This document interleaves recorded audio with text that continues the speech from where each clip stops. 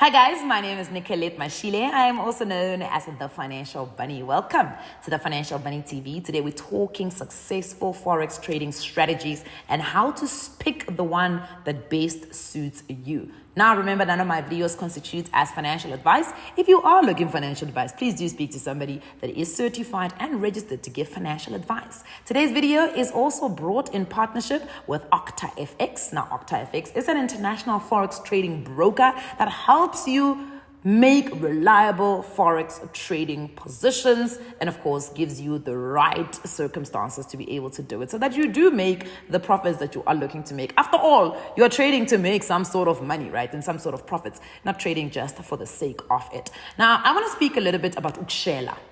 And I don't know if you have ever been on the other side of being shellared, or you've been on the other side of shellering.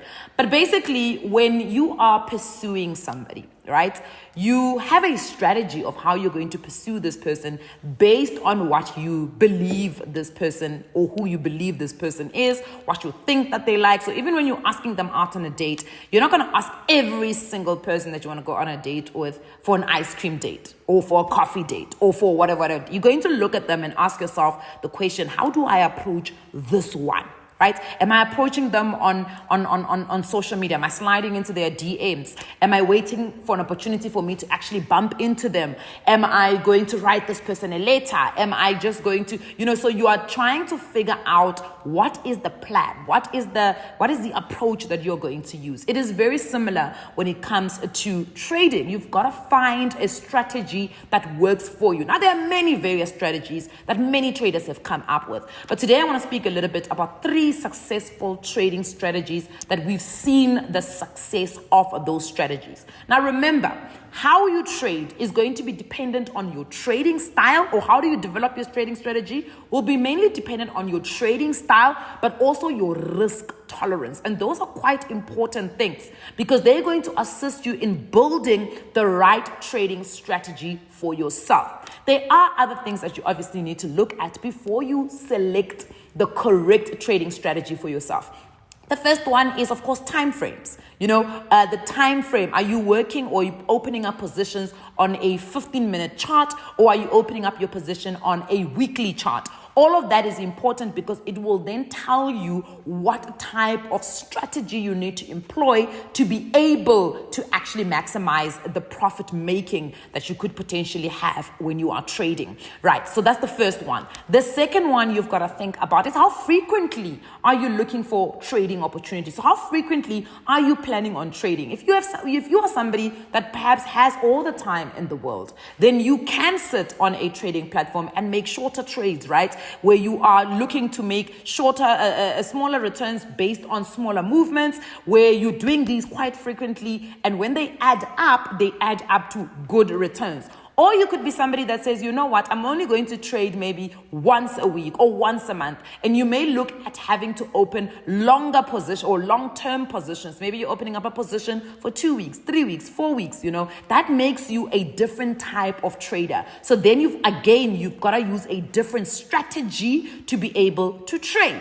The third thing that you've got to also look at is, of course, what we call the size of your position. That is when we bring in risk now. We have to say to you, don't open up a position larger than what you can actually afford, because if you are using leverage, you could potentially have huge losses. Yes, the opportunity for huge wins is there. But of course, we know that with trading, there's also the other side, which is potential losses. So if you can't afford to open large positions, it means that you may need to employ a different strategy again of how you're going to approach your trading. So as I said, I want to speak about 3 specific trading strategies that I have seen people use, and they actually get wins because they look at different trading styles, they look at different opportunities, and they look at different risk tolerances. So let's start off with scalping. So basically, scalping is a trading strategy where the trader is looking to make huge wins,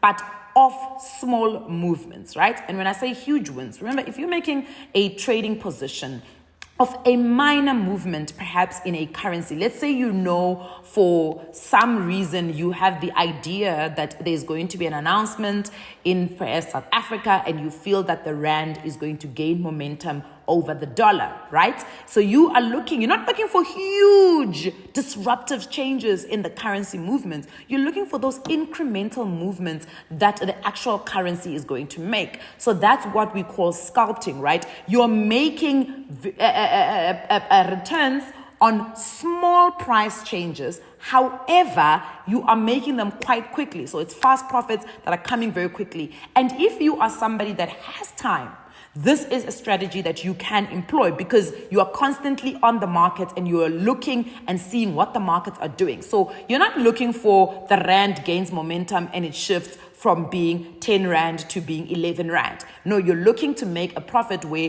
the rand potentially gains momentum over the dollar, and $1 equals, instead of 10 rand, the movement is 10 rand 20 cents.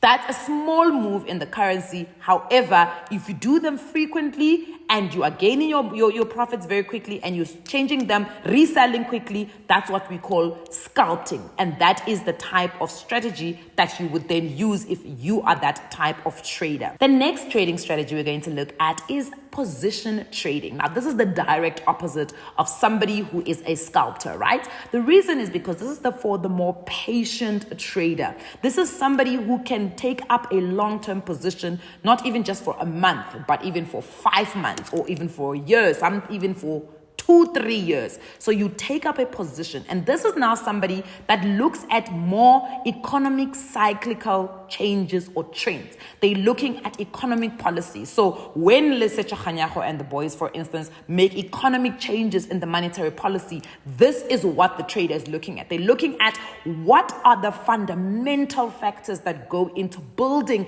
a specific asset class or a currency. So if you look at South Africa's currency, like the ZAR, of course we know that monetary policy changes are going to have an effect on it from a long-term perspective. For instance, right now, we're dealing with inflation, quite a high rate of inflation. So whatever decisions that the Monetary Policy Committee is going to be making, this type of a trader who is a position trader may be looking out for opportunities there to say, you know what, because of the decisions that they're going to be making today, or based on this inflation issue that we've got globally in South Africa for the rand, I am going to take up a position against the dollar or for the dollar because I foresee what could potentially happen with that currency pair. So that's basically what a position trader would do. Now, again, as I said, this is for more the fundamental factor looking type of opportunity seeking trader. This is the person who is patient and they take their time and they've sat down to look at those big cyclical changes that often happen. For instance, if you go back to the hard lockdown, one of the things that happened was that the interest rate in South Africa was lowered. The repo rate was lowered, therefore meaning that the lending rate that commercial banks borrow us money at is also cheaper, right? So they made debt quite cheap in South Africa. And that was to try and stimulate the economy because we were in a slowdown. Remember, in a hard lockdown, companies were shut down. There was a slowdown. People were not borrowing money because people were a bit skeptical. They were scared. People were not earning enough money to be able to borrow more money, right? So they brought the interest rate down. Now, if you were a position trader, in 2020, you could have put a position to hold and say, look, I can see that the interest rate is being brought down, but I know that eventually when we come out of the hard lockdown, the economy again needs to restore itself. So what is the cyclical changes that are going to happen? They're going to cyclically, whatever the English word is, I don't know how to pronounce it, but in cycles, the Monetary Policy Committee has to make decisions to increase that interest rate to try and deal with any inflation issues that we may have coming up. And we're seeing right now, we are sitting with inflation issues. So that is what a position trader would look at. The last trading strategy that we're going to look at is the one that falls in between the sculptor and the position trader, right? It's called the day trader, which is the most common trading strategy that we see a lot of Forex traders traders using. Now, this strategy basically is opening up a position for a day. So we don't want your position to stay open overnight. Basically, what you are doing with this type of trading is you are minimizing risk or mitigating or rather managing your risk. You want to make sure that your trade is concluded in one day, right? Now, traders like this are people that watch the news. They're looking for scheduled events. Let's say, for instance, there's something like the country is going to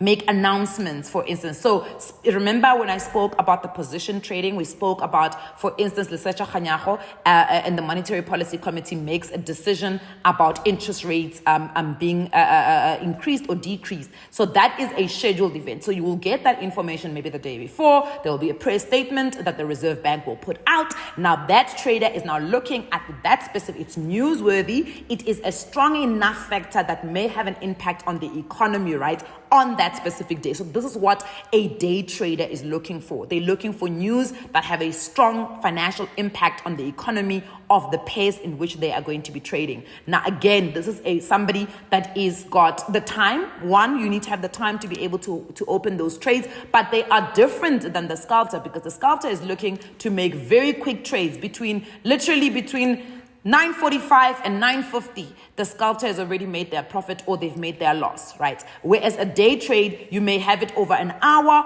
or you could be looking maybe for 2, 3, 4 hours, but essentially you want to open your trade position in the morning or in the afternoon, but before the day concludes, you want that trade to already be concluded. And that is what we call a day trader. Now, I'm hoping that I have helped you in some way to kind of start figuring out what type of a trader you are, what type of risk tolerance you've got, how you want to actually make money when it comes to Forex trading. Now, remember, you do have a platform like OctaFX that does give you all of this information to try and assist you in making sure that whatever trading strategy you're going to be using, they have the information on their platform to be able to assist you to make the best possible trades.